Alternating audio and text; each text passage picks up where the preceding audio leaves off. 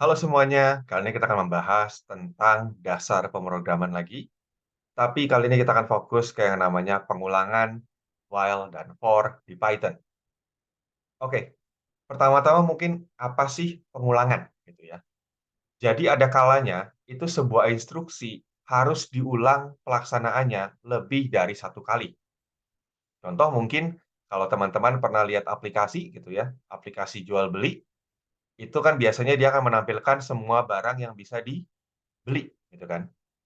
Dan itu sebenarnya adalah konsep pengulangan. Selama masih ada barang yang belum ditampilkan, dia akan tampilkan ke layar, gitu. Nah, ini contoh yang berikutnya lagi, misalkan tuliskan nama dan nomor telepon dari 5 orang temanmu. Itu juga sama. Jadi selama masih ada nama yang belum ditampilkan atau dituliskan, maka kita akan terus menuliskan satu demi satu. Berikutnya lagi, hitunglah nilai akhir dari 10 orang siswa. Selama masih ada siswa yang nilai akhirnya belum dihitung, maka kita akan terus hitung satu demi satu. Begitu. Nah, pengulangan ini biasanya terdiri dari dua buah bagian, gitu ya. Pertama adalah kondisi berulang, berupa ekspresi logika, dan badan pengulangan, berisi aksi yang harus diulang. Jadi kayak tadi, selama belum sampai 10 orang siswa yang dihitung nilai akhir, maka kita akan hitung satu per satu. Begitu. Nah, yang perlu diingat ketika kita mendesain pengulangan adalah pengulangan tersebut harus ujungnya nanti berhenti.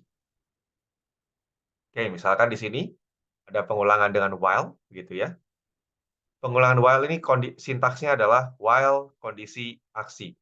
Selama kondisinya dipenuhi, dia akan terus melakukan aksi tersebut. Jadi misalkan nih, selama saya belum sampai pintu, maka saya akan berjalan ke pintu. Jadi setiap kali proses dicek tuh, udah sampai pintu belum? Belum, berarti jalan lagi. Udah sampai pintu lah belum? Belum, jalan lagi. Sampai akhirnya sampai pintu. Aksi pengulangan dengan while itu bisa menimbulkan aksi kosong. Artinya apa? Artinya misalkan nih, kita sudah sampai pintu, terus kita bilang, selama saya belum sampai pintu. Ya kan udah sampai dong. Kalau udah sampai berarti tidak ada aksi yang dilakukan. Dan pengulangan juga tetap ya tadi dibilang harus bisa berhenti. Jadi harus aksinya itu mendorong untuk berhenti. Contoh, kalau misalnya kita mau jalan ke pintu gitu ya, selama saya belum sampai pintu, saya akan berjalan. Berjalannya harus ke arah pintu kan. Kalau misalnya kita jalan ke arah sebaliknya, itu nggak akan sampai-sampai. Nggak akan berhenti. Begitu. Ya, itu pengulangan while. Nah, ini contoh jalan kaki ke kampus. Selama masih ada jalan, saya akan terus berjalan. Mirip ya prosesnya. Ini contoh kode. Jadi mungkin kalau pengen lihat bentuk kodenya, gitu kan. Terima N, lalu kita looping. Selama I-nya lebih kecil sama dengan N, maka dia akan menampilkan hello, dan I-nya ditambah 1. Pertanyaannya mungkin kenapa harus I-nya ditambah 1? Ya. Karena kita pengen satu saat I akan sampai ke N. I akan sampai ke N, dan pengulangannya akan jadi berhenti atau selesai. Karena itulah kita perlu I sama dengan I plus 1. Nah, ini contoh, kalau N-nya 5, dia akan menampilkan hello sebanyak 5 kali.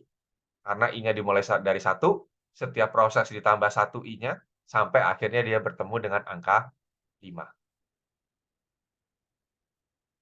Oke, berikutnya lagi, gitu ya. Nah, di sini pengulangan while yang berikutnya, contoh yang kedua, gitu ya. Kita lihat di sini, jadi pertama N sebagai input, I-nya 1 sama ya. Cuma bedanya di sini tidak ngeprint hello, tapi ngeprint nilai I-nya. Maka yang muncul adalah I1, 2, 3, 4, dan 5. Karena I-nya tadi ya bertambah setiap kali proses looping. Begitu. Coba lihat yang ketiga.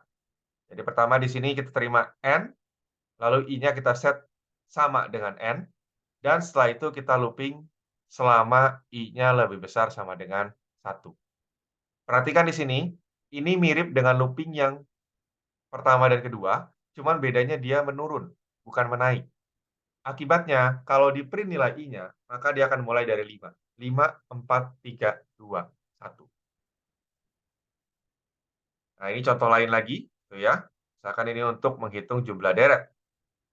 Jadi pertama, terima input N, kita isi I dan jumlah, I dengan 1, jumlah dengan 0. Selama I-nya lebih kecil sama dengan N, maka jumlahnya akan ditambahkan dengan nilai I yang ada, dan I-nya kita print satu per satu. Maka I-nya akan mulai 1 sampai 6, ya, tapi 6-nya nggak masuk gitu ya, jadi sampai 5. Lalu berikutnya jumlahnya itu akan ditambahkan terus kan berarti. 0 tambah 1, 1 tambah 2, terus berikutnya tambah 3, tambah 4, dan tambah 5. Ini kalau dilihat di sebelah kanan, ini ada kondisinya. Dimulai sampai ketemu nilai I-nya adalah 5. Begitu I-nya jadi 6, dia tidak akan memproses pengulangannya. Dia akan keluar dari pengulangan. Ini contoh lain lagi. Ini contoh kalau misalkan programnya terus meminta input sampai user memasukkan angka 9999. Ya, mungkin teman-teman sering lihat ini di menu makanan, di restoran, ya. Itu biasanya seperti itu. Sampai kita pencet exit atau order, baru dia selesai. Nah, ini bisa lihat contoh tampilannya, gitu ya. Jadi nilai X-nya kalau kita masukin 20, dia akan minta looping lagi, 15 akan minta looping lagi. Berhentinya kapan? Berhentinya ketika kita masukin 9999. Nah, selama dia proses, dia akan menambahkan nilainya ke jumlah. Jadi tambah 20, tambah 15, tambah 41, dan seterusnya. Sampai terakhir setelah kita masukkan 9999, dia akan nge-print jumlah datanya. Berarti totalnya adalah 111. Itu tadi adalah pengulangan while. Jadi pengulangan yang sebenarnya jumlahnya kita tidak ketahui, tapi kita ketahui kapan dia akan berulang. Sekarang ada yang namanya for.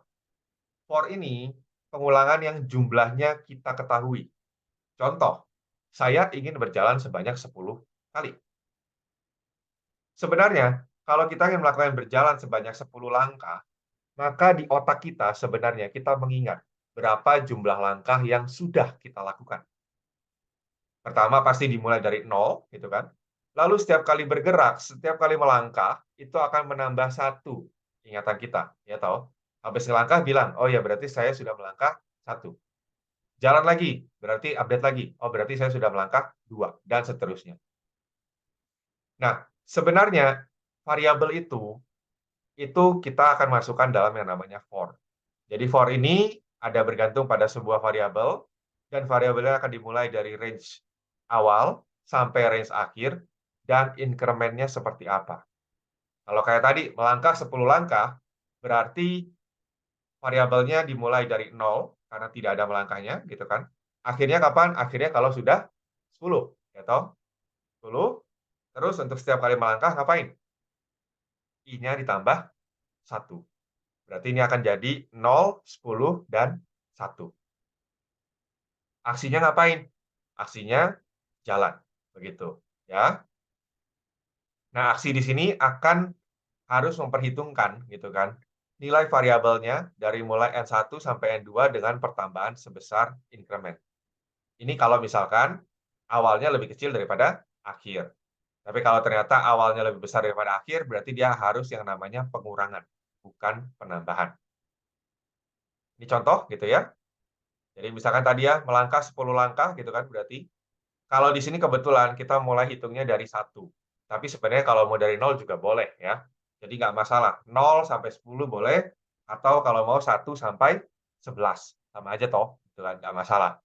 Lalu lihat di sini ada increment-nya sebanyak 1.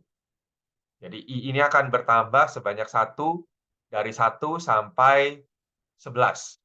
Tapi kalau begitu 11, dia berhenti. Berarti cuma sampai 10 yang akan diproses. Nah, apakah for bisa diubah jadi while? Jawabannya adalah bisa.